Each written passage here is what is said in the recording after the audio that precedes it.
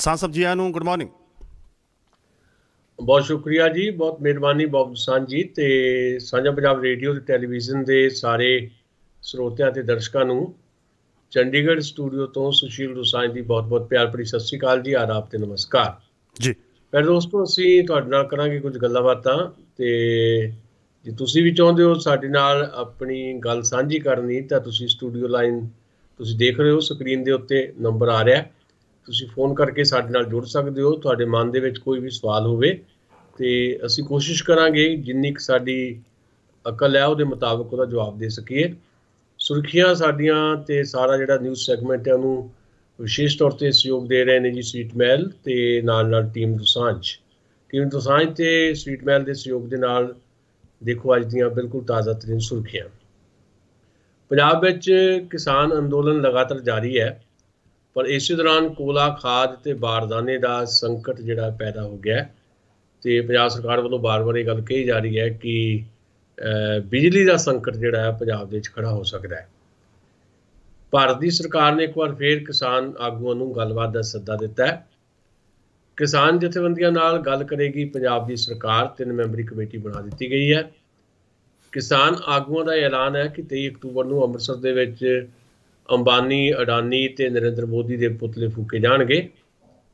Punjab Congress party ਦੇ incharge Harish Rawat ਦਾ ਇਹ ਦਾਅਵਾ ਹੈ ਕਿ ਕੈਪਟਨ ਅਮਰਿੰਦਰ ਸਿੰਘ ਤੇ ਨਵਜੋਤ ਸਿੰਘ ਸਿੱਧੂ ਦੇ ਵਿਚਾਲੇ ਦੂਰੀਆਂ ਘੱਟ ਹੋ ਰਹੀਆਂ ਨੇ। ਚੰਡੀਗੜ੍ਹ ਦੇ ਵਿੱਚ ਸਾਬਕਾ ਵਿਦਿਆਰਥੀ ਆਗੂ ਗੁਰਲਾਲ ਬਰਾੜ ਦਾ ਗੋਲੀਆਂ ਮਾਰ ਕੇ ਕਤਲ। ਭਾਰਤ ਵਿੱਚ ਇਲਾਜ ਅਧੀਨ ਕਰੋਨਾ ਮਰੀਜ਼ਾਂ ਦੀ ਗਿਣਤੀ ਦਾ ਘਟਣਾ ਲਗਾਤਾਰ ਜਾਰੀ ਹੈ। ਉੱਤਰ ਪ੍ਰਦੇਸ਼ ਦੇ ਹਾਥਰਸ ਬਲਾਤਕਾਰ ਕਾਂਡ ਦੀ ਜਾਂਚ ਹੁਣ CBI ਕਰੇਗੀ ਤੇ ਮੋਹਾਲੀ ਦੀ ਪੁਲਿਸ ਨੇ IPL ਮੈਚਾਂ ਤੇ ਸੱਟਾ ਲਾਉਣ ਵਾਲੇ 2 ਵਿਅਕਤੀਆਂ ਨੂੰ ਗ੍ਰਿਫਤਾਰ ਕੀਤਾ ਹੈ। ਸੋ ਇਹ ਸੁਰਖੀਆਂ ਸਨ ਬੌਬ ਦਸਾਂਝ ਜੀ ਤੇ ਹੁਣ ਆਪਾਂ ਕਰਾਂਗੇ ਗੱਲਬਾਤ ਦਾ ਸਿਲਸਿਲਾ ਸ਼ੁਰੂ ਜੀ। ਬੌਬ ਦਸਾਂਝ ਸਾਹਿਬ, ਜਿੱਥੇ ਕਿਸਾਨ ਅੰਦੋਲਨ ਦੇ ਨਾਲ ਠੀਕ ਹੈ ਕਿ ਆਪਣੀਆਂ ਮੰਗਾਂ ਲਈ ਅੰਦੋਲਨ ਰੱਖਣਾ ਚਾਹੀਦਾ, ਪਰ ਆਮ ਲੋਕਾਂ ਦੇ ਜਿਹੜਾ ਜਨ ਜੀਵਨ ਠੱਪ ਹੋਇਆ ਤੇ ਉਸ ਬਾਰੇ ਤੁਸੀਂ ਥੋੜ੍ਹੀ ਜਾਣਕਾਰੀ ਦਿਓ ਕਿ ਲੋਕਾਂ ਦਾ ਜਿਹੜਾ ਆਮ ਲੋਕ ਨੇ ਉਹਨਾਂ ਦਾ ਬਹੁਤ ਬੁਰਾ ਹਾਲ ਹੈ, ਉਹਨਾਂ ਨੂੰ ਸਪਲਾਈ ਨਹੀਂ ਮਿਲ ਰਹੀ। ਜੀ ਬਿਲਕੁਲ, ਤੁਸੀਂ ਜਿਹੜਾ ਸਵਾਲ ਹੈ ਇਹਦਾ ਮੈਂ ਜਵਾਬ ਦਿੰਦਾ ਤੁਹਾਨੂੰ। ਮੈਂ ਇੱਕ ਵਾਰ ਫਿਰ ਦੱਸਦਾ ਕਿ ਜਿਹੜੇ ਸਾਡੇ ਸਰੋਤਿਆਂ ਨੇ ਸਾਡੇ ਨਾਲ ਜੁੜਨਾ 905 458 4444 ਯਾਨੀ 9054584444 ਤੇ ਸਟੂਡੀਓ ਤੇ ਕਾਲ ਕਰਕੇ ਸਾਡੇ ਨਾਲ ਜੁੜ ਸਕਦੇ ਨੇ। ਬਹੁਤ ਸਾਂਝੀ ਜਿਹੜੀ ਗੱਲ ਤੁਸੀਂ ਕਹਿ ਰਹੇ ਹੋ, ਇਹ ਆਮ ਬੰਦੇ ਦੇ ਮਨ ਦੇ ਵਿੱਚ ਵੀ ਸਵਾਲ ਕਈ ਵਾਰੀ ਪੈਦਾ ਹੋ ਜਾਂਦਾ ਹੈ ਵੀ ਸਾਡਾ ਇਹਦੇ 'ਚ ਕੀ ਕਸੂਰ ਹੈ ਕਿ ਬੰਦ ਦੇ ਨਾਂ ਦੇ ਉੱਤੇ ਰੇਲਾਂ ਜਾਮ ਕੀਤੀਆਂ ਗਈਆਂ, ਸੜਕਾਂ ਜਾਮ ਹੈ, ਆਵਾਜਾਈ ਨਹੀਂ ਹੈ, ਵੀ ਬੰਦ ਦੇ ਨਾਂ ਦੇ ਉੱਤੇ ਸਾਡੀ ਜਿਹੜੀ ਸਪਲਾਈ ਲਾਈਨ ਹੈ ਇੱਕ ਕਿਸਮ ਦੀ ਉਹ ਕੱਟੀ ਜਾਂਦੀ ਹੈ ਤੇ ਮੁਸ਼ਕਲ ਖੜੀ ਹੋ ਜਾਂਦੀ ਹੈ। ਆਮ ਬੰਦਾ ਇੱਦਾਂ ਕਈ ਵਾਰੀ ਸੋਚਦਾ ਹੈ। ਆਮ ਬੰਦਾ ਇਹ ਵੀ ਸੋਚਦਾ ਹੈ ਕਿ ਕਿਸਾਨ ਕਿਉਂ ਬੈਠੇ ਨੇ ਧਰਨੇ ਦੇ ਉੱਤੇ, ਕਿਉਂ, ਕਾਹਦੇ ਲਈ? ਵੀ ਕਿਸਾਨਾਂ ਦੀ ਪ੍ਰੋਬਲਮ ਹੈ, ਕਿਸਾਨ ਹੱਲ ਕਰਨ, ਸਾਡੀ ਤਾਂ ਕੋਈ ਪ੍ਰੋਬਲਮ ਨਹੀਂ। ਆਮ ਬੰਦਾ ਇੱਦਾਂ ਸੋਚਦਾ। ਪਰ ਜਦੋਂ ਤੁਸੀਂ ਰਿਐਲਿਟੀ ਦੇ ਵਿੱਚੋਂ ਜਾਂਦੇ ਹੋ ਤੇ ਤੁਹਾਨੂੰ ਇਹ ਪਤਾ ਲੱਗਦਾ ਹੈ ਕਿ ਇਹ ਜਿਹੜੀ ਕਿਸਾਨਾਂ ਵੱਲੋਂ ਐਜੀਟੇਸ਼ਨ ਲੜੀ ਜਾ ਰਹੀ ਹੈ, ਜਿਹੜਾ ਬੰਦਾ ਇਹ ਸੋਚ ਰਿਹਾ ਹੈ ਵੀ ਮੇਰੀ ਸਪਲਾਈ ਲਾਈਨ ਕੱਟੀ ਗਈ ਹੈ ਜਾਂ ਮੇਰਾ ਇਹਦੇ ਨਾਲ ਕੀ ਮਸਲਾ ਖੜਾ ਹੈ, ਕਿਸਾਨਾਂ ਦੀ ਲੜਾਈ ਹੈ, ਕਿਸਾਨ ਲੜਨ, ਸਾਨੂੰ ਕਿਉਂ ਪਰੇਸ਼ਾਨ ਕਰਦੇ ਆ, ਅਸਲ ਦੇ ਵਿੱਚ ਇਹ ਲੜਾਈ ਉਸ ਬੰਦੇ ਦੀ ਹੈ। ਇਹ ਗੱਲ ਜਿਹੜਾ ਤਾਂ ਜਾਗਰੂਕ ਨਾਗਰਿਕ ਹੈ ਜਾਂ ਸ਼ਹਿਰੀ ਹੈ ਉਹ ਤਾਂ ਸਮਝਦਾ ਜੀ। ਤੇ ਇਹਦੇ ਬੜੇ ਮੈਂ ਤੁਹਾਨੂੰ ਦੱਸਦਾ ਦਸਾਂਝ ਸਾਹਿਬ, ਗੱਲ ਤੁਹਾਨੂੰ ਮੈਂ ਦੱਸਦਾ, ਜੇ ਤੁਸੀਂ ਹੁਣ ਪੰਜਾਬ ਦਾ ਗੇੜਾ ਮਾਰੋ ਨਾ ਤੇ ਇਹ ਗੱਲ ਲੋਕਾਂ ਨੂੰ ਸਮਝ ਆ ਰਹੀ ਹੈ ਕਿ ਇਹ ਲੜਾਈ ਇਕੱਲੇ ਕਿਸਾਨਾਂ ਦੀ ਨਹੀਂ ਹੈਗੀ, ਇਹ ਸਾਡੀ ਵੀ ਲੜਾਈ ਹੈ। ਇਹਦਾ ਪ੍ਰਮਾਣ ਕਿੱਥੋਂ ਮਿਲਦਾ? ਇਹਦਾ ਪ੍ਰਮਾਣ ਇੱਥੋਂ ਮਿਲਦਾ ਜੇ ਤੁਸੀਂ ਆਓ ਹੁਣ ਪੰਜਾਬ ਤੇ ਗੇੜਾ ਮਾਰੋ, ਜਿਹੜੇ ਟੋਲ ਪਲਾਜ਼ਿਆਂ ਦੇ ਉੱਤੇ ਧਰਨੇ ਲਾ ਕੇ ਬੈਠੇ ਨੇ ਕਿਸਾਨ। ਬਈ ਜਦੋਂ ਅਸੀਂ ਰੋਡ ਟੈਕਸ ਦੇ ਦਿੱਤਾ, ਲਾਈਫ ਟਾਈਮ ਰੋਡ ਟੈਕਸ ਦੇ ਦਿੱਤਾ, ਜਦੋਂ ਅਸੀਂ ਗੱਡੀ ਲੈਂਦੇ ਹਾਂ ਸਾਡਾ ਲਾਈਫ ਟਾਈਮ ਜਿਹੜਾ ਰੋਡ ਟੈਕਸ ਚਲਾ ਜਾਂਦਾ, ਫਿਰ ਇਹ 4-4 5-5 ਜਿਹੜੇ ਆ ਟੋਲ ਪਲਾਜ਼ੇ ਕਿਉਂ ਇੱਕੋ ਸੜਕ ਦੇ ਉੱਤੇ? ਮਿਸਾਲ ਦੇ ਤੌਰ ਤੇ ਚੰਡੀਗੜ੍ਹ ਤੋਂ ਤੁਸੀਂ ਜਾਣਾ ਆ ਅੰਮ੍ਰਿਤਸਰ ਨੂੰ, ਤੁਹਾਨੂੰ ਰਾਹ 'ਚ 5 ਟੋਲ ਪਲਾਜ਼ੇ ਮਿਲਣਗੇ। ਮਤਲਬ ਜਿਹੜਾ ਆਪਣੀ ਕਾਰ ਤੇ ਜਾ ਰਿਹਾ ਉਹ ਆਉਣ ਜਾਣੇ ਉਹਦਾ ਜਿਹੜਾ ਆ 1000 ਰੁਪਏ ਟੋਲ ਪਲਾਜ਼ੇ ਤੇ ਲੱਗ ਜਾਣਾ। ਪਰ ਜਦੋਂ ਤੁਸੀਂ ਹੁਣ ਜਾਓਗੇ ਤਾਂ ਤੁਸੀਂ ਦੇਖੋਗੇ ਕਿ ਇਹ ਬੰਦੇ ਜਿਹੜੇ ਆ ਉਹ ਸਮਝ ਰਹੇ ਆ, ਆਮ ਬੰਦਾ ਸਮਝ ਰਿਹਾ ਵੀ ਇਹ ਲੜਾਈ ਕਿਸਾਨਾਂ ਦੀ ਇਕੱਲਿਆਂ ਦੀ ਨਹੀਂ, ਸਾਡੀ ਵੀ ਹੈ।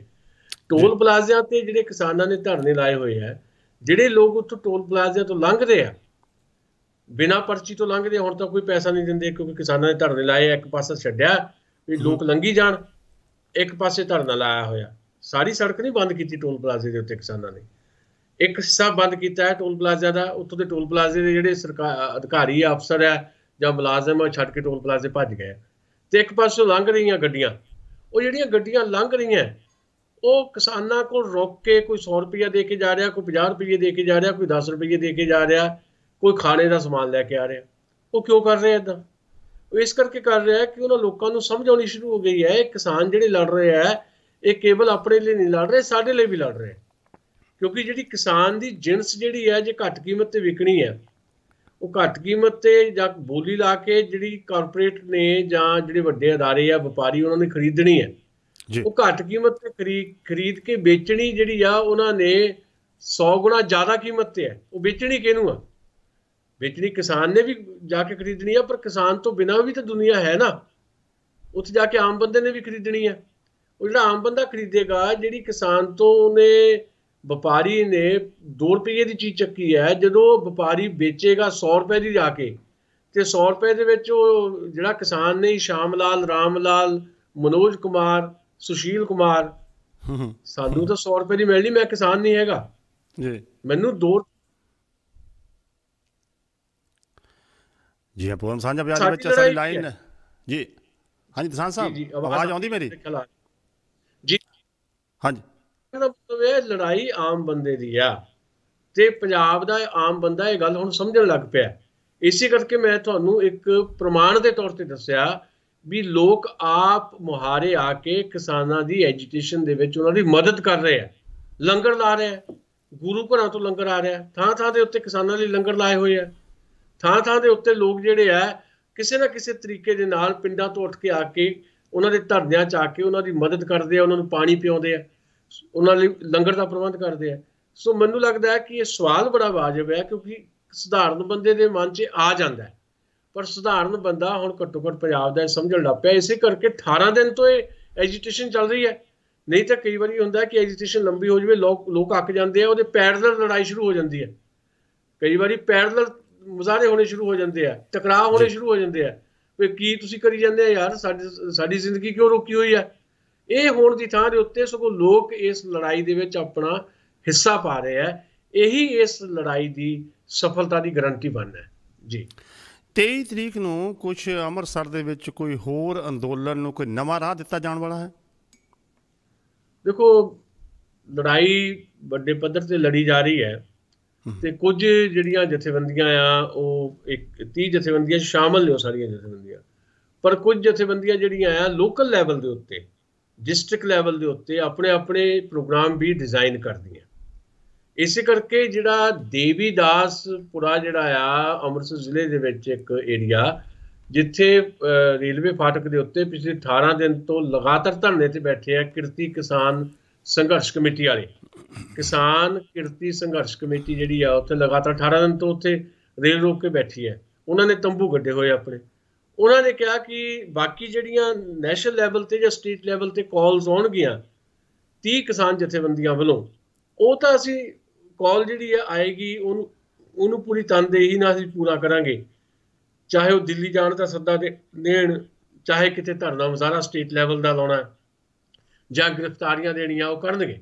ਪਰ ਉਹਨਾਂ ਨੇ ਆਪਣੇ ਲੈਵਲ ਤੇ ਵੀ ਕੁਝ ਜਿਹੜੇ ਪ੍ਰੋਗਰਾਮ ਡਿਜ਼ਾਈਨ ਕੀਤੇ ਆ, ਉਹ ਪ੍ਰੋਗਰਾਮ 23 ਨੂੰ ਇੱਕ ਵੱਖਰਾ ਕਰ ਰਿਹਾ ਹੈ। 23 ਅਕਤੂਬਰ ਨੂੰ ਕਹਿ ਰਿਹਾ ਹੈ ਕਿ ਅਸੀਂ ਇੱਥੇ ਅੰਬਾਨੀ, ਅਡਾਨੀ ਤੇ ਨਰਿੰਦਰ ਮੋਦੀ ਦੇ ਪੁਤਲੇ ਫੂਕਣੇ ਆ।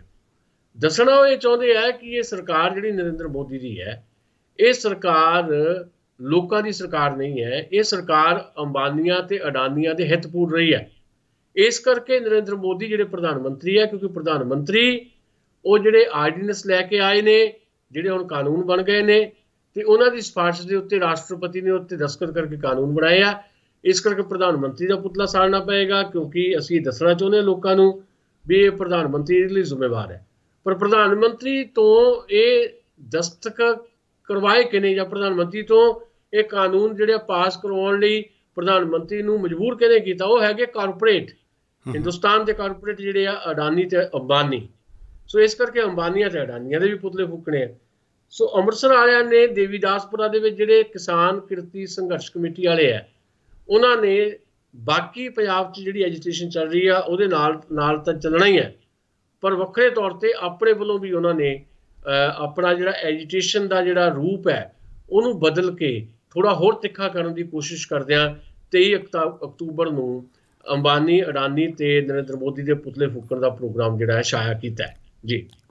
ਜਾਂ ਪੂਰਨ ਸਾਂਝਾ ਪੰਜਾਬ ਦੇ ਵਿੱਚ ਤੁਸੀਂ ਖਬਰਾਂ ਲਾਈਵ ਦੇਖ ਰਹੇ ਹੋ, ਸੁਣ ਰਹੇ ਹੋ। ਇਹਨਾਂ ਖਬਰਾਂ ਨੂੰ ਸਾਨੂੰ ਸਹਿਯੋਗ ਦੇ ਰਹੇ ਜਸ ਬਰਾੜ, ਜੋ ਕਿ ਰੀ ਸਟੇਟ ਦੇ ਵਿੱਚ ਨਾਮ ਬਰਨਾਮ ਹੈ ਜਸ ਬਰਾੜ ਦਾ। ਆਉਣੇ ਦਿਨਾਂ ਵਿੱਚ ਸਾਂਝਾ ਪੰਜਾਬ ਦੇ ਪ੍ਰੋਗਰਾਮ ਵੀ ਕਰਿਆ ਕਰਨਗੇ। 6472062320 647 206 2320 'ਤੇ ਤੁਸੀਂ ਇਹਨਾਂ ਨੂੰ ਫੋਨ ਕਰ ਸਕਦੇ ਹੋ। ਤਾਂ ਸਾਂਝ ਸਾਹਿਬ, ਹੁਣ ਗੱਲਬਾਤ ਕਰੀਏ ਕਿਸਾਨ ਅੰਦੋਲਨ ਦੀ। ਇਕੱਲੇ ਪੰਜਾਬ ਦੇ ਵਿੱਚ ਹੀ ਜ਼ਿਆਦਾ ਪੰਜਾਬ ਹਰਿਆਣੇ 'ਚ ਮੁਜ਼ਾਹਰੇ ਹੋ ਰਹੇ ਨੇ, ਬਾਕੀ ਦੇ ਵੀ ਸੂਬੇ ਨੇ। ਇਹ ਕਾਨੂੰਨ ਤਾਂ ਸਾਰੇ ਮੁਲਕ ਵਾਸਤੇ ਬਣਿਆ, ਪਰ ਬਾਕੀ ਦੇ ਸੂਬੇ ਕਿਉਂ ਚੁੱਪ ਨੇ? ਨਹੀਂ, ਇੱਦਾਂ ਦੀ ਗੱਲ ਨਹੀਂ ਹੈ। ਬਾਕੀ ਸੂਬਿਆਂ ਦੇ ਵਿੱਚ ਵੀ ਬੜਾ ਕੁਝ ਹੋ ਰਿਹਾ, ਪਰ ਕਈ ਵਾਰੀ ਇਹ ਵੀ ਮੀਡੀਆ ਜਿਹੜਾ ਸਾਡਾ ਮੁੱਖ ਧਾਰਾ ਦਾ ਉਹ ਚੀਜ਼ਾਂ ਦਿਖਾਉਂਦਾ ਨਹੀਂ। ਹੁਣ ਕੱਲ੍ਹ ਹੀ ਇੱਕ ਖਬਰ ਆਈ ਹੈ ਕਿ 35 ਕਿਸਾਨ ਜਥੇਬੰਦੀਆਂ, ਵੈਸੇ ਤਾਂ 250 ਕਿਸਾਨ ਜਥੇਬੰਦੀਆਂ ਸਾਰੇ ਦੇਸ਼ ਦੇ ਵਿੱਚ ਇਕੱਠੀਆਂ ਹੋਈਆਂ, ਆਪਣੇ ਆਪਣੇ ਲੈਵਲ 'ਤੇ ਉਹ ਕੰਮ ਕਰ ਰਹੀਆਂ ਜੀ, ਪਰ 35 ਕਿਸਾਨ ਜਥੇਬੰਦੀਆਂ 8 ਸਟੇਟਾਂ ਦੀਆਂ ਇਕੱਠੀਆਂ ਹੋਈਆਂ ਹਰਿਆਣੇ 'ਚ, ਕੁਰੂਕਸ਼ੇਤਰ 'ਚ। 35 ਕਿਸਾਨ ਜਥੇਬੰਦੀਆਂ ਨੇ ਕੁਰੂਕਸ਼ੇਤਰ 'ਚ 8 ਸੂਬਿਆਂ ਦੀਆਂ ਉਹ ਜਥੇਬੰਦੀਆਂ, ਜਿਹਦੇ 'ਚ ਪੰਜਾਬ ਵੀ ਸ਼ਾਮਲ ਸੀ। ਉਹ 'ਚ ਉੱਤਰਾਖੰਡ ਵੀ ਸੀ, ਉੱਤਰ ਪ੍ਰਦੇਸ਼ ਵੀ ਸੀ, ਦਿੱਲੀ ਵੀ ਸੀ, ਹਰਿਆਣਾ ਵੀ ਸੀ ਪੰਜਾਬ ਦੇ ਨਾਲ ਨਾਲ, ਤੇ ਉਹਦੇ ਨਾਲ ਨਾਲ ਮੱਧ ਪ੍ਰਦੇਸ਼ ਦੀ ਕਿਸਾਨ ਜਥੇਬੰਦੀਆਂ ਵੀ ਸੀ। 35 ਕਿਸਾਨ ਜਥੇਬੰਦੀਆਂ ਨੇ ਫੈਸਲਾ ਕੀਤਾ ਕਿ ਉਹ ਤਰੀਕ ਸ਼ਾਇਦ ਉਹਨਾਂ ਨੇ 8 ਨਵੰਬਰ ਰੱਖੀ ਹੈ ਵੀ ਉਹ ਸਾਰਾ ਭਾਰਤ ਬੰਦ ਕਰਨਗੇ। ਲਾਜ਼ਮੀ ਤੌਰ ਤੇ ਹੈ, ਜੇ 8 ਸੂਬਿਆਂ ਦੀਆਂ 35 ਕਿਸਾਨ ਜਥੇਬੰਦੀਆਂ ਇਸ ਮੁੱਦੇ ਦੇ ਉੱਤੇ ਭਾਰਤ ਬੰਦ ਕਰਨ ਦਾ ਸੱਦਾ ਦੇ ਰਹੀਆਂ, ਤੇ ਫਿਰ ਜਿਹੜੀਆਂ ਬਾਕੀ ਜਥੇਬੰਦੀਆਂ ਹੋਣਗੀਆਂ, ਚਾਹੇ ਕਿਸਾਨਾਂ ਦੀਆਂ ਚਾਹੇ ਮਜ਼ਦੂਰਾਂ ਦੀਆਂ, ਜਿਹੜੀਆਂ 250 ਦੇ ਕਰੀਬ ਕਿਸਾਨ ਜਥੇਬੰਦੀਆਂ ਮਜ਼ਦੂਰਾਂ ਦੀ ਜਥੇਬੰਦੀਆਂ ਨੇ, ਜਿਹੜਾ ਬਕਾਇਦਾ ਇੱਕ ਸਾਂਝਾ ਪਲੇਟਫਾਰਮ ਨੈਸ਼ਨਲ ਲੈਵਲ ਤੇ ਬਣਾਇਆ ਹੋਇਆ, ਉਹ ਵੀ ਇਹਦੇ 'ਚ ਸ਼ਾਮਲ ਹੋਏਗਾ ਜਾਂ ਨਹੀਂ ਹੋਏਗਾ, ਉਹ ਤਾਂ ਹੁਣ ਆਪਣੀ ਮੀਟਿੰਗ ਦੇ ਵਿੱਚ ਇਹਦਾ ਫੈਸਲਾ ਕਰਨਗੇ। ਪਰ ਇਨ ਬਿਟਵੀਨ ਜਿਹੜਾ ਸੈਂਟਰਲ ਗੌਰਮੈਂਟ ਵੱਲੋਂ ਬਾਰ-ਬਾਰ ਇਸ ਐਜੀਟੇਸ਼ਨ ਨੂੰ ਆਪਣੇ ਤਰੀਕੇ ਦੇ ਨਾਲ ਪਹਿਲਾਂ ਸਾਬੋਟਾਜ ਕਰਨ ਦੀ ਕੋਸ਼ਿਸ਼ ਕੀਤੀ ਗਈ। ਇੱਕ ਚਿੱਠੀ ਪਹਿਲਾਂ ਭੇਜੀ ਗਈ ਕਿਸਾਨ ਜਥੇਬੰਦੀਆਂ ਦੇ ਲੀਡਰਾਂ ਨੂੰ ਵੀ ਤੁਸੀਂ ਸਾਡੇ ਨਾਲ ਗੱਲ ਕਰੋ, ਅਸੀਂ ਤੁਹਾਨੂੰ ਸਮਝਾਈਏ ਵੀ ਜਿਹੜੇ ਕਾਨੂੰਨ ਬਣੇ ਇਹ ਠੀਕ ਹੈ। ਉਹ ਤਾਂ ਜਵਾਬ ਦੇ ਦਿੱਤਾ ਸੀ ਕਿਸਾਨਾਂ ਨੇ, ਕਹਿੰਦੇ ਅਸੀਂ ਤੁਹਾਡੇ ਨਾਲ ਗੱਲ ਨਹੀਂ ਕਰਨੀ ਕਿਉਂਕਿ ਤੁਸੀਂ ਸਾਨੂੰ ਸਮਝਾਉਣਾ ਚਾਹੁੰਦੇ ਹੋ। ਇਹਦਾ ਮਤਲਬ ਅਸੀਂ ਜਿਹੜੀ ਲੜਾਈ ਲੜ ਰਹੇ ਹਾਂ ਫਜ਼ੂਲ ਦੀ ਲੜ ਰਹੇ ਹਾਂ। ਹੁਣ ਅੱਜ ਖਬਰ ਆਈ ਹੈ ਕਿ ਕੇਂਦਰ ਸਰਕਾਰ ਦਾ ਜਿਹੜਾ ਐਗਰੀਕਲਚਰ ਡਿਪਾਰਟਮੈਂਟ ਹੈ, ਉਹਦੇ ਸੈਕਟਰੀ ਨੇ, ਉਹਨੇ ਇੱਕ ਵਾਰ ਫਿਰ ਇੱਕ ਚਿੱਠੀ ਪਾਈ ਹੈ ਸਾਰੀਆਂ ਕਿਸਾਨ ਜਥੇਬੰਦੀਆਂ ਨੂੰ ਕਿ ਆਓ 14 ਅਕਤੂਬਰ ਨੂੰ ਆਪਾਂ ਗੱਲ ਕਰੀਏ। ਉਸ ਚਿੱਠੀ ਦੀ ਇਬਾਰਤ ਸਾਡੇ ਸਾਹਮਣੇ ਨਹੀਂ ਹੈ। ਉਸ ਚਿੱਠੀ ਦੇ ਵਿੱਚ ਗੱਲਬਾਤ ਕਰਨੀ ਹੈ ਜਾਂ ਉਹ 'ਚ ਵੀ ਇਹ ਕਹਿ ਰਹੇ ਨੇ ਵੀ ਤੁਹਾਨੂੰ ਸਮਝਾਇਆ ਜਾਏਗਾ। ਇਹ ਤਾਂ ਬਾਅਦ 'ਚ ਪਤਾ ਲੱਗੇਗਾ, ਪਰ ਕੁਝ ਕਿਸਾਨ ਜਥੇਬੰਦੀਆਂ ਨੇ ਕਹਿ ਤਾ ਵੀ ਅਸੀਂ ਦਿੱਲੀ ਨਹੀਂ ਆਉਂਦੇ ਤੁਹਾਡੇ ਨਾਲ ਗੱਲ ਕਰਨ ਵਾਸਤੇ, ਤੁਸੀਂ ਗੱਲ ਕਰਨੀ ਹੈ ਚੰਡੀਗੜ੍ਹ ਆਓ, ਪੰਜਾਬ ਦੇ ਵਿੱਚ ਆ ਕੇ ਸਾਡੇ ਨਾਲ ਗੱਲ ਕਰੋ। ਸੋ ਅਲਟੀਮੇਟਲੀ ਗੱਲ ਇਹ ਹੈ ਕਿ ਚੰਡੀਗੜ੍ਹ, ਪੰਜਾਬ, ਹਰਿਆਣਾ ਤੇ ਬਾਕੀ ਜਿਹੜੇ ਕੁਝ ਸੂਬੇ ਆਪਣੇ ਲੈਵਲ 'ਤੇ ਸੰਘਰਸ਼ ਕਰ ਰਹੇ ਆ, ਪਰ ਪੰਜਾਬ ਤੋਂ ਇਹਦੀ ਆਵਾਜ਼ ਸਭ ਤੋਂ ਜ਼ਿਆਦਾ ਉੱਚੀ ਹੈ, ਹਰਿਆਣੇ 'ਚੋਂ ਵੀ। ਉਹਦਾ ਕਾਰਨ ਹੈ ਕਿ ਪੰਜਾਬ ਤੇ ਹਰਿਆਣਾ ਜਿਹੜਾ ਆ ਦੇਸ਼ ਦਾ ਲਗਭਗ 70% ਜਿਹੜਾ ਅੰਨ ਪੈਦਾ ਕਰਦੇ ਆ। 70% ਟੋਟਲ ਜਿਹੜੀ ਸਾਡੀ ਜਿਹੜੀ ਅੰਨ ਦੀ ਜ਼ਰੂਰਤ ਹੈ, ਅਨਾਜ ਦੀ ਜ਼ਰੂਰਤ ਹੈ ਭਾਰਤ ਦੀ, ਭਾਰਤ ਦੇ 140 ਕਰੋੜ ਲੋਕਾਂ ਦੀ ਜਿਹੜੀ ਅਨਾਜ ਦੀ ਜ਼ਰੂਰਤ ਹੈ, ਉਹਦੇ 'ਚੋਂ 70% ਇਕੱਲਾ ਪੰਜਾਬ ਤੇ ਹਰਿਆਣਾ ਦਿੰਦਾ ਹੈ। ਇਸ ਕਰਕੇ ਇੱਥੇ ਲੜਾਈ ਵੀ ਤਿੱਖੇ ਰੂਪ ਦੇ ਵਿੱਚ ਹੈ। ਇਸ ਕਰਕੇ ਇਹਨਾਂ ਜ਼ਮੀਨਾਂ ਦੇ ਉੱਤੇ ਜਿਹੜੀ ਹੈ ਕਾਰਪੋਰੇਟ ਦੀ ਨਜ਼ਰ ਹੈ, ਕਿਉਂਕਿ ਇਹ ਜ਼ਮੀਨਾਂ ਬਹੁਤ ਜ਼ਿਆਦਾ ਜ਼ਰਖੇਜ਼ ਨੇ। ਮਤਲਬ ਦੁਨੀਆ ਭਰ ਦੇ ਵਿੱਚ, ਦੁਨੀਆ ਭਰ ਦੀ ਸਭ ਤੋਂ ਜ਼ਿਆਦਾ ਉਪਜਾਊ ਜ਼ਮੀਨ ਕਿਹਦੀ ਆ? ਪੰਜਾਬ ਦੀ, ਹਰਿਆਣੇ ਦੀ। ਹਰਿਆਣਾ ਪੰਜਾਬ ਦਾ ਹਿੱਸਾ ਸੀ। ਮਤਲਬ ਸਾਡੇ ਇੱਥੇ ਤੁਸੀਂ ਦੇਖ ਲਓ, ਤੁਸੀਂ ਕੈਨੇਡਾ 'ਚ ਰਹਿੰਦੇ ਹੋ, ਮੈਂ ਆਇਆ ਤੁਹਾਡੇ ਕੋਲ, ਅਮਰੀਕਾ ਵੀ ਗਿਆ, ਮਤਲਬ ਅੱਧਾ ਸਾਲ ਤਾਂ ਤੁਹਾਡੇ ਬਰਫ਼ਾਂ ਪਈਆਂ ਰਹਿੰਦੀਆਂ, ਉੱਥੇ ਖੇਤੀ ਕੀ ਹੋਣੀ ਹੈ? ਜਿੰਨੀ ਕੁ ਖੇਤੀ ਹੁੰਦੀ ਹੈ, ਮੰਨ ਲਓ ਜੇ ਸਾਡੇ ਇੱਕ ਖੇਤ ਦੇ ਵਿੱਚੋਂ ਅਸੀਂ 40 ਕੁਇੰਟਲ ਕੋਈ ਜਿਣਸ ਕੱਢ ਲੈਂਦੇ ਹਾਂ, ਤੇ ਅਮਰੀਕਾ ਦੇ ਖੇਤਾਂ ਦੇ ਵਿੱਚ ਨਵੀਂ ਆਧੁਨਿਕ ਤਕਨੀਕਾਂ ਦੇ ਬਾਵਜੂਦ ਵੀ ਜਿਹੜੀ ਹੈ ਉਹ 14-15 ਕੁਇੰਟਲ ਤੋਂ ਵੱਧ ਨਹੀਂ ਨਿਕਲਦੀ। ਇਹਦਾ ਮਤਲਬ ਹੈ ਕਿ ਦੁਨੀਆ ਦੀ ਸਭ ਤੋਂ ਬਿਹਤਰੀਨ ਜ਼ਮੀਨ ਕਿਹਦੇ ਕੋਲ ਆ? ਉਹ ਪੰਜਾਬ ਦੇ ਕੋਲ ਹੈ, ਉਹ ਹਰਿਆਣੇ ਦੇ ਕੋਲ ਹੈ, ਜਾਂ ਇਸ ਖਿੱਤੇ ਦੇ ਕੋਲ ਹੈ। ਤੇ ਇਸ ਕਰਕੇ ਸਾਡੀ ਲੜਾਈ ਜ਼ਿਆਦਾ ਸਾਨੂੰ ਦਿਖਾਈ ਦੇ ਰਹੀ ਹੈ, ਕਿਉਂਕਿ ਇੱਥੇ ਬਾਜ਼ ਅੱਖ ਵੀ ਜਿਹੜੀ ਆ ਕਾਰਪੋਰੇਟਸ ਦੀ ਇਸ ਜ਼ਰਖੇਜ਼ ਜ਼ਮੀਨ ਤੇ ਹੈ। ਕਾਰਪੋਰੇਟ ਫਾਰਮਿੰਗ ਜਿਹੜੀ ਕਰਨੀ ਹੈ ਜਾਂ ਕੰਟਰੈਕਟ ਫਾਰਮਿੰਗ ਕਰਨੀ ਹੈ। ਸੋ ਇਸੇ ਕਰਕੇ ਲੜਾਈ ਵੀ ਸਾਡੀ ਜਿਹੜੀ ਹੈ ਉਹ ਜ਼ਿਆਦਾ ਮੁਖਰ ਹੈ, ਜ਼ਿਆਦਾ ਐਗਰੈਸਿਵ ਦਿਖਾਈ ਦੇ ਰਹੀ ਹੈ ਜੀ। ਜੀ ਪ੍ਰੋਗਰਾਮ ਸਾਂਝਾ ਪੰਜਾਬ ਦੇ ਵਿੱਚ ਤੁਹਾਡੇ ਲਈ ਪੇਸ਼ ਕਰ ਰਹੇ ਖਬਰਾਂ ਸਵੀਟ ਮਲ ਦੇ ਸਹਿਯੋਗ ਨਾਲ। ਸਵੀਟ ਮਲ 680 ਰੈਕਸਟਿਲ ਤੇ ਹੈ 416 679 91 ਸੁਖਰਾਜ ਕੰਗ ਦਾ ਕਹਿਣਾ ਹੈ ਕਿ ਤੁਸੀਂ ਔਨਲਾਈਨ ਆਪਣਾ ਖਾਣਾ ਆਰਡਰ ਕਰ ਸਕਦੇ ਹੋ sweetmel.ca ਤੇ, ਜਾਂ ਤੁਸੀਂ ਫੋਨ ਕਰਕੇ ਆਪਣਾ ਖਾਣਾ ਆਰਡਰ ਕਰੋ, ਜਾ ਕੇ ਪਿਕਅਪ ਕਰ ਸਕਦੇ ਹੋ ਹੰਬਰਬੁਰ ਤੇ ਰੈਕਸਟਿਲ ਬਿਲਕੁਲ ਕੋਨੇ ਤੇ। ਸਵੀਟ ਮਲ 416 679 91 416 679 9191। ਇਸੇ ਤਰ੍ਹਾਂ ਇਹ ਵੀ ਸਟੀਵਨ ਫਰਨੀਚਰ ਤੋਂ ਅੱਗੇ ਜਾ ਕੇ ਜਸ ਭਾਜੀ ਹਾਰੀ ਲਾਉਣਗੇ ਕੁਝ ਫਰਨੀਚਰ ਦੀਆਂ ਆਈਟਮਾਂ ਇਸ ਲੌਂਗ ਵੀਕਐਂਡ ਦੇ ਸੇਲ 'ਤੇ ਲੱਗੀਆਂ ਨੇ। ਸਟੀਲ ਟਰਮ ਦੇ ਬਿਲਕੁਲ ਕੋਨੇ ਤੇ ਸਟੀਵਨ ਫਰਨੀਚਰ 905 790 0560। ਤੇ ਸਾਂਝ ਸਾਹਿਬ ਥੋੜ੍ਹੀ ਜਿਹੀ ਗੱਲਬਾਤ ਕਰੀਏ ਕਿ ਭਗਵੰਤ ਮਾਨ ਹੁਣ ਲੀਡ ਲੈਣਾ ਚਾਹੁੰਦੇ ਨੇ ਅੰਦੋਲਨ ਦੀ, ਪਰ ਕਿਸਾਨ ਜਥੇਬੰਦੀਆਂ ਨੇ ਕਿਹਾ ਕਿ ਤੇਰੇ ਨਾਲ ਸਾਡਾ ਕੋਈ ਵਾਹ ਵਾਸਤਾ ਬਹੁਤਾ ਨਹੀਂ ਹੈ, ਤੂੰ ਲੈ ਕੇ ਆਉਣਾ ਤਾਂ ਕੇਜਰੀਵਾਲ ਨੂੰ ਲੈ ਕੇ ਆ, ਫਿਰ ਤੇਰੇ ਨਾਲ ਅਸੀਂ ਤੁਰਾਂਗੇ। ਇਹਦੇ ਬਾਰੇ ਕੀ ਕਹਿਣਾ? ਹੈਲੋ ਦਸਾਂਝ ਸਾਹਿਬ, ਮੇਰੀ ਆਵਾਜ਼ ਆ ਰਹੀ ਤੁਹਾਨੂੰ? ਜੀ ਹਾਂ, ਪੂਰਨ ਸਾਂਝਾ ਪੰਜਾਬ ਦੇ ਵਿੱਚ ਅਸੀਂ ਗੱਲਬਾਤ ਕਰ ਰਹੇ ਹਾਂ ਸੁਸ਼ੀਲ ਦਸਾਂਝ ਉਹਨਾਂ ਦੇ ਚੰਡੀਗੜ੍ਹ ਤੋਂ ਲਾਈਵ ਪੇਸ਼ ਕਰ ਰਹੇ ਹਾਂ। ਤੇ ਜੇ ਅਗਰ ਸਾਡੀ ਆਵਾਜ਼ ਅਜੇ ਤੱਕ ਨਹੀਂ ਉਹਨਾਂ ਨੂੰ ਆ ਰਹੀ ਤਾਂ ਦੁਬਾਰਾ ਡਿਸਕਨੈਕਟ ਕਰਕੇ ਫਿਰ ਦੁਬਾਰਾ ਲਈ ਜਾਵੇ। ਇੱਕ ਛੋਟੀ ਜਿਹੀ ਬ੍ਰੇਕ ਲੈਂਦੇ ਹਾਂ, ਬ੍ਰੇਕ ਤੋਂ ਬਾਅਦ ਫਿਰ ਵਾਪਸ ਆਉਂਦੇ ਪ੍ਰੋਗਰਾਮ ਸਾਂਝਾ ਪੰਜਾਬ ਲੈ ਕੇ ਗੱਲਬਾਤ ਕਰਾਂਗੇ ਅਸੀਂ ਸੁਸ਼ੀਲ ਦਸਾਂਝ ਸਾਹਿਬ ਦੇ ਨਾਲ। ਆਪਣੇ ਕਾਰੀਗਰ ਤੇ ਆਪਣੇ ਹੀ ਟੇਲਰ ਹਨ। ਇੱਕ ਚੱਕਰ ਜ਼ਰੂਰ ਰਾਣੋ ਬੁਟੀਕ ਦੇ ਉੱਤੇ ਲਗਾਓ। ਮੈਂ ਤੁਹਾਡੇ ਨਾਲ ਵਾਅਦਾ ਕਰਦੀ ਹਾਂ ਕਿ ਤੁਹਾਡੀ ਕਲੈਕਸ਼ਨ ਰਾਣੋ ਬੁਟੀਕ ਤੇ ਜ਼ਰੂਰ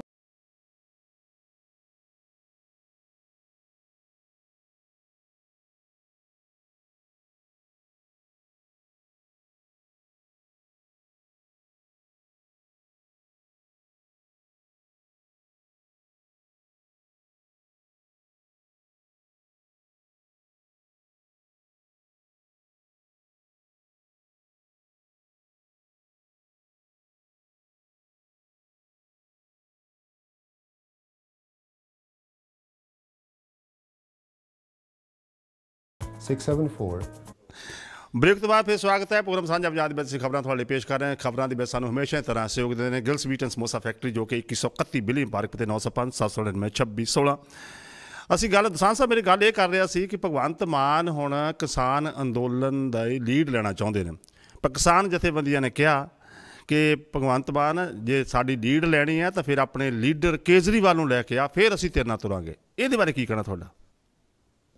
ਪਹਿਲੀ ਗੱਲ ਤਾਂ ਇਹ ਆ ਕਿ ਕਿਸਾਨ ਜਿਹੜੀ ਐਜੀਟੇਸ਼ਨ ਲੜ ਰਹੇ ਨੇ, ਇਹਦੇ 'ਚ ਬੜੀ ਸਪਸ਼ਟ ਜਿਹੀ ਗੱਲ ਹੈ। 18 ਦਿਨ ਹੋ ਗਏ ਨੇ ਕਿਸਾਨਾਂ ਨੂੰ ਸੜਕਾਂ ਤੇ, ਤੇ ਇਹਨਾਂ 18 ਦਿਨਾਂ ਦੇ ਵਿੱਚ ਇੱਕ ਗੱਲ ਬੜੀ ਸਪਸ਼ਟ ਹੋ ਗਈ ਵੀ ਕਿਸਾਨ ਜਥੇਬੰਦੀਆਂ ਨੇ ਜਿੰਨੇ ਵੀ ਲੋਕ ਉਹਨਾਂ ਦੇ ਕੋਲ ਬਾਹਰੋਂ ਆਏ ਨੇ, ਚਾਹੇ ਉਹ ਗਾਇਕ ਕਲਾਕਾਰ ਆਏ ਨੇ, ਉਹਨਾਂ ਨਾਲ ਠੀਕ ਹੈ ਸਾਂਝ ਤਾਂ ਪਾਈ ਹੈ, ਇਹ ਵੀ ਕਿਹਾ ਕਿ ਚਲੋ ਠੀਕ ਆ ਆਪਾਂ ਕਿਸਾਨੀ ਲੜਾਈ ਲੜਦੇ ਹਾਂ, ਪਰ ਲੀਡ ਜਿਹੜੀ ਹੈ ਉਹ ਕਿਸਾਨਾਂ ਦੀ ਲੀਡਰਸ਼ਿਪ ਨੇ ਆਪਣੇ ਹੱਥ 'ਚ ਰੱਖੀ ਹੈ, ਜਿਹੜੀ ਇੱਕ ਚੰਗੀ ਗੱਲ ਹੈ। ਤੇ ਦੂਜੀ ਗੱਲ, ਬੜਾ ਸਹੀ ਡਾਇਰੈਕਸ਼ਨ ਦੇ ਵਿੱਚ ਇਹ ਲੜਾਈ ਜਾ ਰਹੀ ਹੈ। ਇਸੇ ਕਰਕੇ ਜਦੋਂ ਭਗਵੰਤ ਮਾਨ ਜਾਂ ਸੁਖਬੀਰ ਬਾਦਲ ਜਾਂ ਰਾਹੁਲ ਗਾਂਧੀ ਇਸ ਐਜੀਟੇਸ਼ਨ ਦੇ ਵਿੱਚ ਸਾਨੂੰ ਦਿਖਾਈ ਦੇ ਰਹੇ ਹੈ, ਜੋ ਰਾਹੁਲ ਗਾਂਧੀ ਵੀ ਟਰੈਕਟਰ ਮਾਰਚ ਕਰਦੇ ਹੈ, ਜਦੋਂ ਮਜਬੂਰੀ ਦੇ ਵਿੱਚ ਸੁਖਬੀਰ ਬਾਦਲ ਵੀ ਬੋਲਦੇ ਆ, ਜਦੋਂ ਸੁਖਬੀਰ ਬਾਦਲ ਦੀ ਜੀਵਨ ਸਾਥਣ ਬੀਬਾ ਹਰਸਿਮਰਤ ਕੌਰ ਬਾਦਲ ਰਿਜ਼ਾਈਨ ਵੀ ਕਰ ਦਿੰਦੇ ਆ, ਮਿਨਿਸਟਰੀ ਨੂੰ ਛੱਡ ਦਿੰਦੇ ਆ, ਤੇ ਸੁਖਬੀਰ ਬਾਦਲ ਹੋਰੀ ਆਪਣੀ ਪਾਰਟੀ ਨੂੰ ਐਨਡੀਏ ਤੋਂ ਬਾਹਰ ਵੀ ਲੈ ਆਉਂਦੇ ਆ, ਉਹਦੇ ਬਾਵਜੂਦ ਵੀ ਜਿਹੜੀ ਕਿਸਾਨੀ ਲੜ ਰਹੀ ਹੈ ਉਹਦੀ ਲੀਡਰਸ਼ਿਪ ਨੇ ਇਹਨਾਂ ਨੂੰ ਆਪਣੇ ਨੇੜੇ ਨਹੀਂ ਲੱਗਣ ਦਿੱਤਾ। ਇਹ ਕਹਿ ਕੇ ਵੀ ਤੁਹਾਡੀ ਲੜਾਈ ਇੱਕ ਪੋਲੀਟੀਕਲ ਹੈ ਤੇ ਤੁਸੀਂ ਆਪਣੀ ਪੋਲੀਟੀਕਲ ਲੜਾਈ ਲੜੋ, ਸਾਡੀ ਲੜਾਈ ਤਾਂ ਸਾਡੀ ਹੋਂਦ ਦੀ ਲੜਾਈ ਆ, ਅਸੀਂ ਆਪਣੀ ਲੜਾਈ ਤੁਹਾਡੇ ਹੱਥਾਂ 'ਚ ਨਹੀਂ ਦੇਣੀ। ਜਦ ਕਿ ਕੋਸ਼ਿਸ਼ ਇਹਨਾਂ ਸਾਰੀਆਂ ਧਿਰਾਂ ਦੀ ਹੈ ਵੀ ਇਸ ਲੜਾਈ ਦੀ ਲੀਡ ਆਪਣੇ ਹੱਥ 'ਚ ਲੈ ਲਈ ਜਾਏ। ਕਿਤੇ ਨਾ ਕਿਤੇ ਕਿਸਾਨ ਜਿਹੜੇ ਆ ਉਹਨਾਂ ਕੋਲ ਇੱਕ ਬਹੁਤ ਵੱਡਾ ਵੋਟ ਬੈਂਕ ਹੈ। ਅੱਜ ਵੀ ਪੰਜਾਬ ਜਿਹੜਾ ਆ ਉਹ ਕਿਸਾਨੀ ਦੀ ਸਿਰ 'ਤੇ ਜਿਉਂਦਾ। ਅੱਜ ਵੀ ਪੰਜਾਬ 'ਚ 65-60% 60 ਤੋਂ 70% ਦੇ ਵਿੱਚ ਜਿਹੜੀ ਹੈ ਸਾਡਾ ਸਾਰਾ ਕੁਝ ਇਸ ਜਿਹੜਾ ਪੇਸ਼ਾ ਆ ਸਾਡਾ ਕਿਸਾਨੀ ਦਾ, ਉਹਦੇ 'ਤੇ ਮੁਨਸਰ ਕਰਦਾ ਜੀ। ਪਰ ਕਿਸਾਨਾਂ ਦੀ ਲੀਡਰਸ਼ਿਪ ਨੇ ਇਹਨਾਂ ਨੂੰ ਅਲਾਓ ਨਹੀਂ ਕੀਤਾ। ਜਿੱਥੋਂ ਤੱਕ ਭਗਵੰਤ ਮਾਨ ਦਾ ਮਸਲਾ ਹੈ, ਭਗਵੰਤ ਮਾਨ ਬੜੀ ਕੋਸ਼ਿਸ਼ ਕਰ ਰਿਹਾ ਹੈ ਕਿ ਕਿਸੇ ਤਰੀਕੇ ਨਾਲ ਇਸ ਐਜੀਟੇਸ਼ਨ ਦੇ ਵਿੱਚ ਸ਼ਾਮਲ ਹੋ ਕੇ ਐਡਾ ਵੱਡਾ, ਕਿਉਂਕਿ ਇੱਕ ਪੂਰੇ ਦਾ ਪੂਰਾ ਸਾਰਾ ਪੰਜਾਬ ਜਿਹੜਾ ਇਸ ਐਜੀਟੇਸ਼ਨ ਸ਼ਾਮਲ ਹੈ, ਐਡਾ ਵੱਡਾ ਉਹਨੂੰ ਪੰਡਾਲ ਮਿਲਣਾ ਆ ਜਾਂ ਸਾਰਾ ਪੰਜਾਬ ਮਿਲ ਜਾਣਾ ਹੈ ਵੀ ਉੱਥੇ ਇੱਕ ਦਾ ਲੈਕਚਰ ਇਸ ਢੰਗ ਨਾਲ ਹੋ ਜਾਏ ਬਈ ਬੱਲੇ ਬੱਲੇ ਆਮ ਆਦਮੀ ਪਾਰਟੀ ਦੀ ਹੋ ਜਾਏ, ਜਾਂ ਭਗਵੰਤ ਮਾਨ ਜਿਹੜਿਆਂ ਦੇ ਅੱਖਾਂ ਦੇ ਵਿੱਚ ਪੰਜਾਬ ਦੇ ਮੁੱਖ ਮੰਤਰੀ ਦੀ ਕੁਰਸੀ ਹਮੇਸ਼ਾ ਜਿਹੜੀ ਤੈਰਦੀ ਰਹਿੰਦੀ ਹੈ ਵੀ ਉਸ ਪਾਸੇ ਵੱਲ ਨੂੰ ਮੇਰਾ ਇੱਕ ਕਦਮ ਹੋਰ ਵੱਧ ਜਾਏ। ਪਰ ਕਿਸਾਨਾਂ ਦੀ ਲੀਡਰਸ਼ਿਪ ਇਸ ਮਾਮਲੇ 'ਚ ਕਾਫੀ ਜ਼ਿਆਦਾ ਸਿਆਣੀ ਹੈ। ਦੂਜੀ ਗੱਲ, ਜਿਹੜੀ ਤੁਸੀਂ ਅਰਵਿੰਦ ਕੇਜਰੀਵਾਲ ਦੀ ਗੱਲ ਕਹੀ ਹੈ, ਤੇ ਮੈਂ ਦੱਸਦਾ ਵੀ ਅਰਵਿੰਦ ਕੇਜਰੀਵਾਲ ਤੇ ਆਮ ਆਦਮੀ ਪਾਰਟੀ ਹੁਣ ਇਹ ਨਹੀਂ ਹੈ ਕਿ ਆਮ ਆਦਮੀ ਪਾਰਟੀ ਕੋਈ ਵੱਖਰੀ ਤਰ੍ਹਾਂ ਦਾ ਜਿਹੜਾ ਕਰੈਕਟਰ ਜਿਹੜਾ ਆਮ ਆਦਮੀ ਪਾਰਟੀ ਦਾ ਬਣ ਗਿਆ ਕਾਂਗਰਸ ਪਾਰਟੀ ਜਾਂ ਬੀਜੇਪੀ ਜਾਂ ਅਕਾਲੀ ਦਲ ਤੋਂ। ਆਮ ਆਦਮੀ ਪਾਰਟੀ ਦਾ ਕਰੈਕਟਰ ਵੀ ਲਗਭਗ ਉਹੀ ਹੈ ਕਿ ਇੱਕ ਬੰਦਾ ਹੀ ਪਾਰਟੀ ਹੈ। ਜੇ ਪੰਜਾਬ ਦੇ ਵਿੱਚ ਇੱਕੋ ਬੰਦਾ ਭਗਵੰਤ ਮਾਨ ਹੈ ਉਹਨਾਂ ਦੇ ਕੋਲ, ਤੇ ਨੈਸ਼ਨਲ ਲੈਵਲ ਤੇ ਜਾਂ ਦਿੱਲੀ 'ਚ ਕਹਿ ਲਓ ਉਹ ਇਕੱਲਾ ਕੇਜਰੀਵਾਲ ਹੀ ਹੈ। ਕੇਜਰੀਵਾਲ ਜੋ ਕਹਿ ਦਿੰਦੇ ਆ ਉਹ ਆਮ ਆਦਮੀ ਪਾਰਟੀ ਦਾ ਇੱਕ ਕਿਸਮ ਦਾ ਹੁਕਮਨਾਮਾ ਹੋ ਜਾਂਦਾ ਹੈ। ਸੋ ਕੇਜਰੀਵਾਲ ਨੇ ਪਿਛਲੇ ਲੰਮੇ ਸਮੇਂ ਤੋਂ ਉਹਨੇ ਜਿਹੜੇ ਸਟੈਂਡ ਲਏ ਨੇ ਉਹ ਕਿਤੇ ਨਾ ਕਿਤੇ ਉਹਦੇ 'ਚੋਂ ਪੰਜਾਬ ਦਾ ਵਿਰੋਧ ਝਲਕਦਾ ਹੈ। ਪੰਜਾਬ ਦੇ ਮੁੱਦਿਆਂ ਤੇ ਅਰਵਿੰਦ ਕੇਜਰੀਵਾਲ ਨੇ ਸਪਸ਼ਟ ਕੋਈ ਸਟੈਂਡ ਲਿਆ ਹੀ ਨਹੀਂ। ਜੇ ਪੰਜਾਬ ਦੇ ਮੁੱਦਿਆਂ ਤੇ ਅਰਵਿੰਦ ਕੇਜਰੀਵਾਲ ਨੇ ਸਪਸ਼ਟ ਸਟੈਂਡ ਲਿਆ ਹੁੰਦਾ ਤਾਂ ਸ਼ਾਇਦ ਅੱਜ ਪੰਜਾਬ ਦੇ ਵਿੱਚ ਆਮ ਆਦਮੀ ਪਾਰਟੀ ਦੀ ਸਰਕਾਰ ਹੁੰਦੀ। ਪੰਜਾਬ ਦੇ ਮੁੱਦਿਆਂ ਤੇ ਅਰਵਿੰਦ ਕੇਜਰੀਵਾਲ ਜਾਂ ਆਮ ਆਦਮੀ ਪਾਰਟੀ ਵੱਲੋਂ ਕਦੇ ਕੀ ਸਪਸ਼ਟ ਸਟੈਂਡ ਨਹੀਂ ਲਿਆ ਗਿਆ। ਭਗਵੰਤ ਮਾਨ ਦੀ ਮਜਬੂਰੀ ਹੈ ਕਿਉਂਕਿ ਉਹ ਸੰਗਰੂਰ ਤੋਂ ਮੈਂਬਰ ਪਾਰਲੀਮੈਂਟ ਨੇ, ਉਹ ਪੰਜਾਬ ਨੂੰ ਰਿਪਰੈਜ਼ੈਂਟ ਕਰਦੇ ਨੇ, ਇਸ ਕਰਕੇ ਉਹਨਾਂ ਨੂੰ ਪਾਰਲੀਮੈਂਟ 'ਚ ਵੀ ਬੋਲਣਾ ਪੈਂਦਾ। ਇਸ ਕਰਕੇ ਉਹ ਸਾਨੂੰ ਇੱਥੇ ਕਿਤੇ ਨਾ ਕਿਤੇ ਲੋਕਾਂ 'ਚ ਵਿਚਰਦੇ ਵੀ ਦਿਖਾਈ ਦਿੰਦੇ ਆ। ਪਰ ਕਿਉਂਕਿ ਨੈਸ਼ਨਲ ਲੈਵਲ ਦੇ ਉੱਤੇ ਉਹਨਾਂ ਦੀ ਜਿਹੜੀ ਪਾਲਿਸੀ ਆ ਪਾਰਟੀ ਦੀ, ਉਹ ਪੰਜਾਬ ਦੇ ਪੱਖ 'ਚ ਨਹੀਂ ਹੈ। ਈਵਨ ਉਹ ਕਿਸੇ ਵੀ ਸੂਬੇ ਦੇ ਪੱਖ 'ਚ ਨਹੀਂ ਹੈ। ਲਗਭਗ ਉਸੇ ਕਿਸਮ ਦੀ ਜਿਹੜੀ ਸੈਂਟਰ ਦੇ ਕੋਲ ਸਾਰੀਆਂ ਤਾਕਤਾਂ ਰੱਖਣ ਦੀ ਜਿਹੜੀ ਇੱਕ ਪੂਰੀ ਦੀ ਪੂਰੀ ਨੀਤੀ ਹੁੰਦੀ ਹੈ, ਉਸ ਨੀਤੀ ਦੇ ਪ੍ਰਸ਼ੰਸਕ ਨੇ ਅਰਵਿੰਦ ਕੇਜਰੀਵਾਲ। ਇਸੇ ਕਰਕੇ RSS ਦੇ ਖਿਲਾਫ ਉਸ ਲੈਵਲ ਤੇ ਉਹ ਨਹੀਂ ਜਾਂਦੇ। ਇਸੇ ਕਰਕੇ ਉਹ ਅੱਜ ਨਰਿੰਦਰ ਮੋਦੀ ਦੇ ਖਿਲਾਫ ਉੱਦਾਂ ਦੀਆਂ ਗੱਲਾਂ ਨਹੀਂ ਕਰਦੇ ਜਿੱਦਾਂ ਪਹਿਲਾਂ ਕਰਦੇ ਸੀ ਜੀ। ਇਸੇ ਕਰਕੇ ਉਹ ਮੁਆਫੀਨਾਮੇ ਤੱਕ ਵੀ ਚਲੇ ਗਏ ਸੀ ਅਰੁਣ ਜੇਟਲੀ ਦੇ ਮਾਮਲੇ ਦੇ ਵਿੱਚ ਆਪਾਂ ਦੇਖਿਆ। ਇਸੇ ਕਰਕੇ ਜਿਹੜਾ ਨਾਗਰਿਕਤਾ ਸੋਧ ਕਾਨੂੰਨ ਦਾ ਮੁੱਦਾ ਸੀ, ਜਦੋਂ ਸ਼ਾਹੀਨ ਬਾਗ ਜਿਹੜਾ ਦਿੱਲੀ ਦੇ ਵਿੱਚ ਮੋਰਚਾ ਲੱਗਿਆ ਹੋਇਆ ਸੀ, ਅਰਵਿੰਦ ਕੇਜਰੀਵਾਲ ਦਾ ਸਟੈਂਡ ਸਪਸ਼ਟ ਹੋਇਆ ਹੀ ਨਹੀਂ ਬਿਲਕੁਲ ਵੀ। ਸੋ ਕਿਸਾਨਾਂ ਦੀ ਲੀਡਰਸ਼ਿਪ ਦਾ ਇਹ ਕਹਿਣਾ ਅਸਲ ਦੇ ਵਿੱਚ ਇੱਕ ਆਮ ਆਦਮੀ ਪਾਰਟੀ ਦੀ ਜਿਹੜੀ ਪਾਲਿਸੀ ਰਹੀ ਆ ਪੰਜਾਬ ਵਿਰੋਧੀ, ਉਹਦੇ ਉੱਤੇ ਅਟੈਕ ਆ। ਲਿਆਓ ਜਰਾ ਇੱਕ ਵਾਰੀ ਸਾਹਮਣੇ ਅਰਵਿੰਦ ਕੇਜਰੀਵਾਲ ਹੋਰਾਂ ਨੂੰ, ਦੇਖੀਏ ਉਹ ਭਾਰਤ ਕੱਲੀ ਪੰਜਾਬ ਨਹੀਂ, ਉਹ ਭਾਰਤ ਦੀ ਕਿਸਾਨੀ ਲਈ ਆਪਣੀ ਲੜਾਈ ਨੂੰ ਕਿੱਦਾਂ ਅੰਜਾਮ ਦਿੰਦੇ ਆ। ਫਿਰ ਗੱਲ ਕਰਾਂਗੇ। ਸੋ ਮੈਨੂੰ ਨਹੀਂ ਲੱਗਦਾ ਕਿ ਕੱਲ੍ਹ ਨੂੰ ਅਰਵਿੰਦ ਕੇਜਰੀਵਾਲ ਵੀ ਆ ਜਾਣ ਤਾਂ ਕਿਸਾਨਾਂ ਦੀ ਲੀਡਰਸ਼ਿਪ ਉਹਨਾਂ ਨੂੰ ਵੀ ਅਲਾਉ ਕਰੇਗੀ ਵੀ ਸਾਡਾ ਜਿਹੜਾ ਬਣਿਆ ਪੰਡਾਲ ਚ ਆ ਕੇ ਤੁਸੀਂ ਆਪਣੀ ਬੱਲੇ ਬੱਲੇ ਲੈ ਜਾਓ। ਸੋ ਅੱਜ ਕਿਸਾਨਾਂ ਦੀ ਲੀਡਰਸ਼ਿਪ ਜਿਹੜੀ ਆ ਕਾਫੀ ਪੜ੍ਹੀ ਲਿਖੀ ਹੈ ਜੀ। ਕਾਫੀ ਇਕੱਲੇ ਕਿਸਾਨ ਖੇਤਾਂ 'ਚ ਕੰਮ ਕਰਨ ਵਾਲੇ ਨਹੀਂ ਹੈ ਜਿਹੜੇ ਲੀਡ ਕਰ ਰਹੇ ਆ। ਉਹਦੇ 'ਚ ਬਹੁਤ ਸਾਰੇ ਜਿਹੜੇ ਬੁੱਧੀਜੀਵੀ ਲੋਕ ਵੀ ਹੈ, ਉਹਦੇ 'ਚ ਬਹੁਤ ਸਾਰੇ ਟੀਚਰ ਹੈ ਜਿਹੜੇ ਰਿਟਾਇਰ ਹੋਏ ਆ ਤੇ ਕਿਸਾਨੀ ਦਾ ਧੰਦਾ ਕਰਦੇ ਆ, ਪੇਸ਼ਾ ਕਰਦੇ ਆ, ਉਹ ਲੀਡ ਕਰ ਰਹੇ ਆ ਸਾਰੀ ਐਜੂਕੇਸ਼ਨ ਨੂੰ। ਇਸ ਕਰਕੇ ਉਹਨਾਂ ਨੂੰ ਬੇਵਕੂਫ ਨਹੀਂ ਸਮਝਿਆ ਜਾਣਾ ਚਾਹੀਦਾ ਜੀ। ਜ਼ਹਾਨ ਸਾਹਿਬ ਤੁਹਾਡਾ ਬਹੁਤ ਧੰਨਵਾਦ। ਅਗਲੇ ਸੈਚਰਡੇ ਆਪਣੀ ਫਿਰ ਗੱਲਬਾਤ ਹੋਏਗੀ। ਥੈਂਕ ਯੂ ਸੋ ਮਚ, ਤੁਸੀਂ ਸਾਡੇ ਵਾਸਤੇ ਆਪਣਾ ਕੀਮਤੀ ਸਮਾਂ ਕੱਢ ਦਿਓ। ਤੁਹਾਡਾ ਬਹੁਤ ਧੰਨਵਾਦ। ਮਿਹਰਬਾਨੀ ਜੀ, ਸ਼ੁਕਰੀਆ।